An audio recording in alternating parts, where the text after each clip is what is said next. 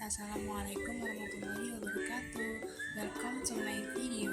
Jadi ini adalah video pertama aku. Di sini aku bakal memperkenalkan diri aku. Jadi nama aku Farida Apriana. Aku dari IPB University. Kalian bisa manggil aku Farida. Biasanya orang-orang juga manggilnya Far gitu. Jadi di video kali ini dan pertama kalinya aku membuat video di YouTube ini, aku akan menjelaskan tentang becoming a powerful agile learner. Yuk simak videonya. Jadi karena aku angkatan 60, tentunya aku adalah mahasiswa baru di sini. Sebagai seorang mahasiswa baru, banyak banget hal yang harus aku pelajari di sini. Harus aku adaptasikan dengan sifat-sifatku, dan aku juga harus bisa menyesuaikan diri dengan lingkungan yang baru. Ada berbagai hal yang harus aku kembangkan dan aku latih supaya bisa bertahan dan bisa lulus dengan nilai terbaik. Sebagai seorang mahasiswa yang harus kita kembangkan, kali ini aku akan menjelaskan tentang soft skill. Apa itu soft skill? Jadi, soft skill dapat diartikan sebagai keterampilan bawaan atau sifat seseorang.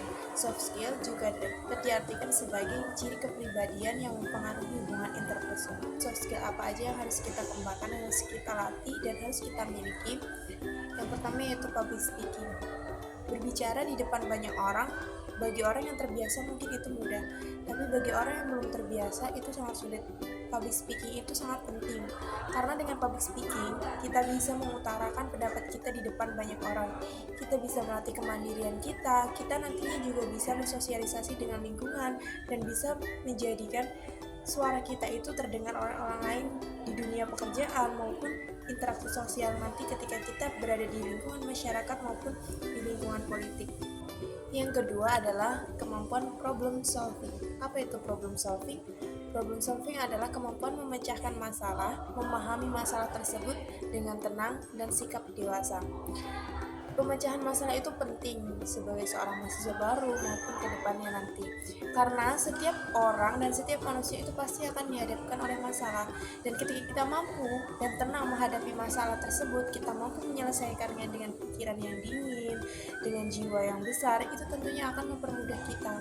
Dan kita akan menjadi pribadi yang lebih baik lagi. Yang ketiga, leadership atau kepemimpinan.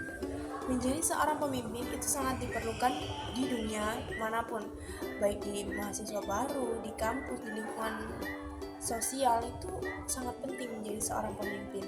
Karena dengan menjadi seorang pemimpin, kita artinya berani bertanggung jawab bukan hanya terhadap diri kita sendiri, tapi terhadap orang lain juga yang ada di sekitar kita, seperti teman kelompok kita. Mungkin kalau dalam organisasi kita bisa memimpin orang-orang yang ada di organisasi kita dan kita bertanggung jawab di dalamnya.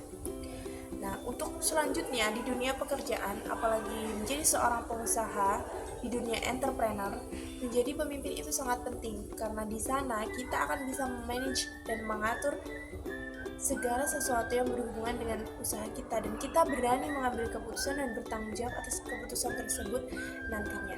Yang keempat adalah time management, memanage waktu. Waktu itu bisa berjalan dan gak bisa diputar kembali.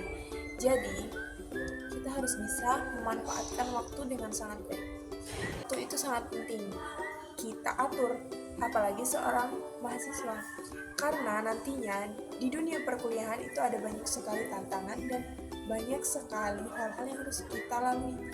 Dan kemungkinan besar kita tidak akan mungkin bisa melakukannya secara bersamaan, seperti berorganisasi, seperti akademik, seperti komunitas, seperti self healing diri kita, mungkin istirahat.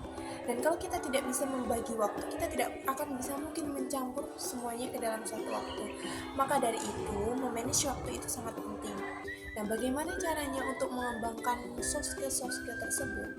Ada beberapa cara yang akan bisa kita lakukan. Yang pertama yaitu keluar dari zona nyaman. Cara yang kedua yaitu aktif di kegiatan-kegiatan sosial. Yang ketiga adalah memanfaatkan waktu luang.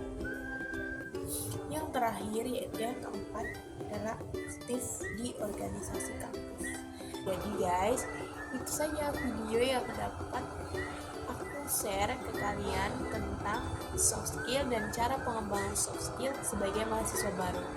Dan aku minta maaf yang sebesar-besarnya. Kalau misalnya ada kata-kataku yang kurang sopan, kurang mengenakan di hati kalian, dan bahasaku yang tidak formal, aku mohon maaf yang sebesar-besarnya karena ini pertama kalinya aku bikin video.